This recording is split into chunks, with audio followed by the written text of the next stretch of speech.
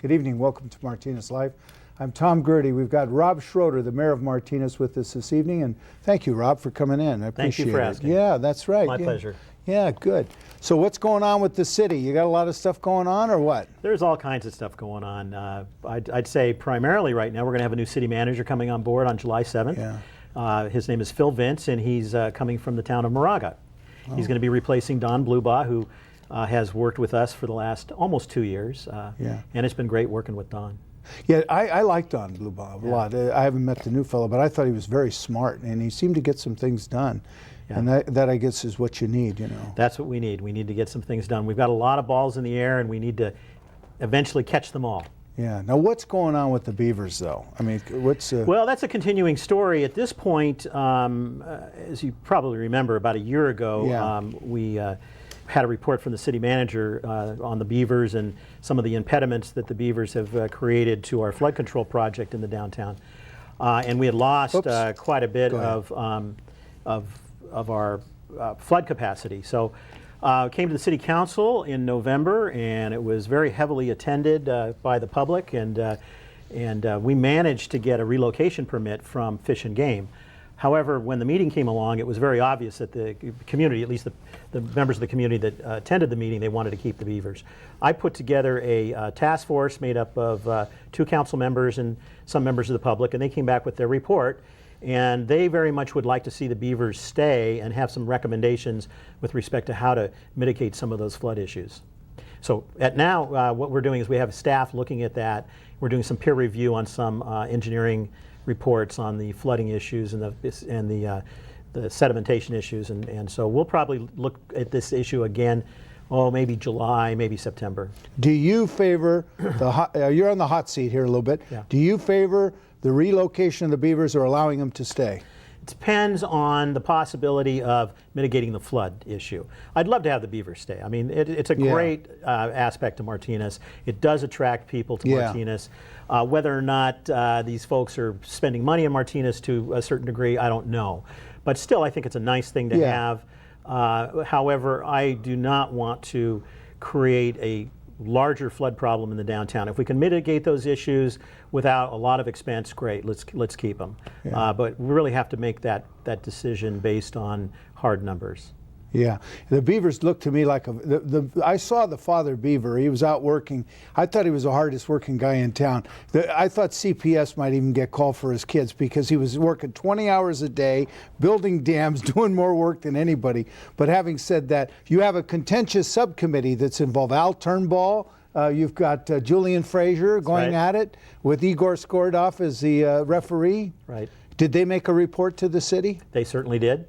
And there was what you might call a minority report from those that didn't agree with the majority of the subcommittee. But who wrote the minority report? I think Mr. Turnbaugh was probably the author of that, and he makes some good points as well. We need to look at all different aspects. Well, Al's concerned about the flooding. He has substantial investment in the downtown, and you know, God love him, he puts in a lot of time and everything. So Julian would have been on the other side. Obviously, yes. Does Julian still go to the city council meetings? Occasionally he does, not as frequently as he did when I first got on the council about 12 years ago. His main issue is the beaver. Right now. So when we're discussing beaver issues or wildlife issues of any kind, usually Julian shows up. When are the council meetings held? They're held the first and third Wednesdays of the month at 7 o'clock in City Hall. Okay, at 7 o'clock City Hall, you swear people in and everything, or you start with the Pledge of Allegiance and everything? Actually, always start with Pledge of Allegiance. Yes. Yeah, right. And usually, when I've been there, there's some award or a police officer sworn in. Frequently, that type of stuff takes place. Yeah, in fact, we've been hiring a lot of police officers, and very soon we should have a full contingent. You know, we had several retirements. We have a new chief of police. Dave Kataia retired. Dave Kataia retired after many years with the force. It's now Tom Simonetti is our new chief of police. He's a good guy. Great guy. We have 2 new commanders now, folks that have moved up through the ranks. So we've backfilled with a lot of new recruits. And so, at most council meetings, we've been swearing in at least 1 or 2 new officers. And then those council meetings are showed on Comcast on Friday night. They certainly are. Called the Friday Night Fights. The Friday Night Fights. You can also access it online from the city's website and get streaming. Those video can be there. very good entertainment, to be honest with you. Actually, I do know several individuals that tell me they tune in frequently for entertainment. Yeah, now a person I've known for many years, Mr. Mike Alford, does he still show up? He certainly does. Mike is a frequent visitor at our council meetings and speaks on, I would say, approximately every issue. Does he disagree with you? Frequently. Well, everybody's entitled to their opinion. How much time do these people have to talk? We give them 3 minutes. Those are our new rules because we wanted to give an opportunity to for everyone to speak. In the past, it was difficult where some people would monopolize the time and we would run out of time. So we have a 3-minute time limit, and most people are very good about that. Okay, and Mr. Paul Wilson, Yes. fine gentleman, does he show up? Every meeting. Does he speak on the city issues? Because I know he studies them very hard. Paul he studies particularly redevelopment and the issues, and we're going to talk about these things. Yeah. Does Paul show up? He shows up at almost every meeting. It's unusual if he's not there. Yeah, and he speaks on redevelopment, marina issues, almost. That's kind of what he's assigned to, or whatever. Yeah. But Paul likes it. Paul, I know he's seen that. He goes and he gets the documents too. How big is the city budget right now? Well, the total city budget, including restricted funds, is about $40 million. Without the restricted funds, we are looking at about $20 million in our general fund. Let's go over that slowly so people understand, and I understand it. So $40 million over total budget, and then you say general fund $20 million? Correct. And the other half $20 million for restricted. It's restricted, either a marina restricted Okay. funds or funds that are restricted for capital improvements, for road improvements, for beautification projects, things such as that. So this is money that's coming down the pike or is in the pike, but it's restricted on what you can use it for. Correct. You know why they're doing that, Mayor Schroder? Well, they want to make sure we're spending it in the right spot. Because in the old days, they'd melange, they'd mix some money up, really, and I agree. that's not right. For instance, I'm not putting it on your pedestal or on your doorstep, but for instance, in the old days, they collected a lot of money at the marina, and we're not sure that it was used on the marina. I absolutely agree with you. In fact, I'm almost certain that most of it was not used in the marina. Yeah. Just look at the condition of the marina at this Yeah, point. it's pretty although there has been some improvements made in the marina. I give you credit for that, and the city and staff for that. The marina is looking better. There's still a lot of things that need to be done there, though. Right. Yeah, we've in the last few years, we've not only done a new ramp or 2 new ramps Yeah. there. We've done the Marina Plaza, Ferry Plaza area, Yeah. which is over by the on the waterfront area. Keep doing that. And the old pier is gone finally. Yeah, it is, and dolling it up and everything. So we're making some progress. But Mayor Schroder, we need a restaurant bad down there. I agree. And Don Blueball, I talked to him before he was going out.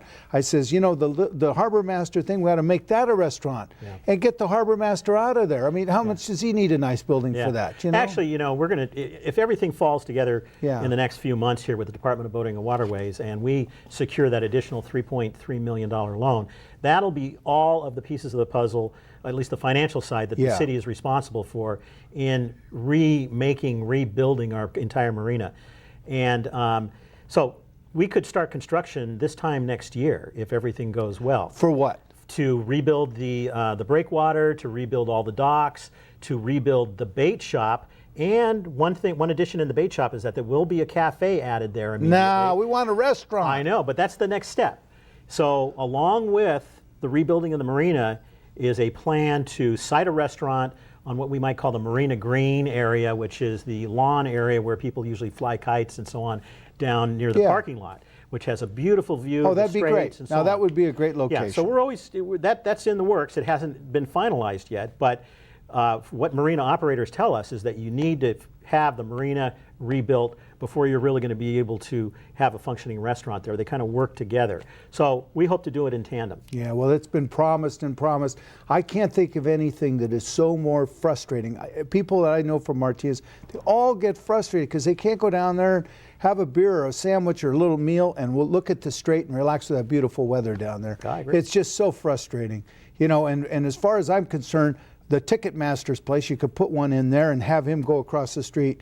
And, the bait shop, that building is just not a place. The bait shop. Well, it's a temporary building. Yeah. That's going to be gone. Okay, well, that's good. What else we need to talk about? Now, you said there's a loan coming down the pike, $3.3 million. That's from the state?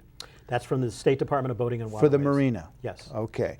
Now, the operator of the marina, you guys have entered into, not you, the city has entered into a long-term lease with that operator. Who is the operator? Well, the operator of the marina at this point is Almar Marinas LLC. Okay. And those folks have set up a limited liability corporation called Martinez Marinas LLC Okay. that will be the developer of the new marina. So the two are kind of working together, but that's who we have a long-term contract with at this point. And what are they putting up? They're putting up about $14.5 million to the total project. So it's pretty much split between the city and these folks. So they're 50% partners in this.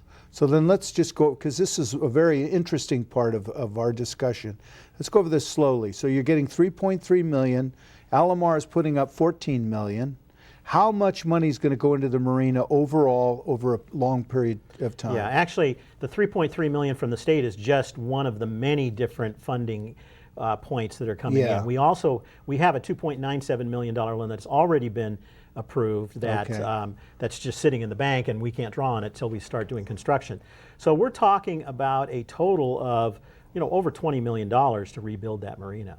Who is the contractor doing most of the work? Actually, there is no contractor that has been chosen at this point. We have been paying contractors to do marine studies and so on how to configure the new marina. And that's been primarily paid for by Martinez Marinas LLC. The city has put money in, as I mentioned, about the new launch ramps, the ferry plaza, the removal of the old pier. Plus, we're going to do a dredge, a maintenance dredge this summer, and that's going to cost us about $400,000. So that all counts as expenditures from the city. Now, the marina is really run by a subcommittee of the city council, isn't it? I mean, really run, you oversee it, don't you? Yeah, definitely. Yeah, there is a subcommittee, a marina subcommittee that is concentrates on the marina, but anything they recommend has to be approved by the full council. And who's on that committee? It's now Lara Delaney and Mark Ross. Okay.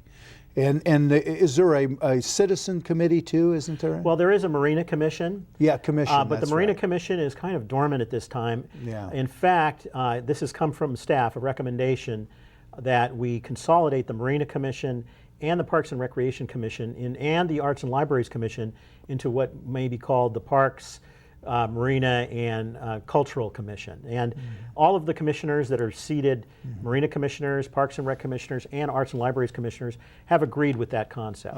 So I may be introducing that to the council in the next few weeks. That sounds like a pretty harmless thing. Yeah. Consolidating all that stuff. And nobody's going to lose their job. They're all going to be part of the commission. Well, your job though, but they're volunteers. They're all volunteers. Yeah, I should say their position. Yeah. And one of the reasons that really drove that is because it seemed as though these different commissions were dealing with the same issues. Okay. And they were all interested in issues, common issues. So we thought, why have 3 meetings? Let's have one.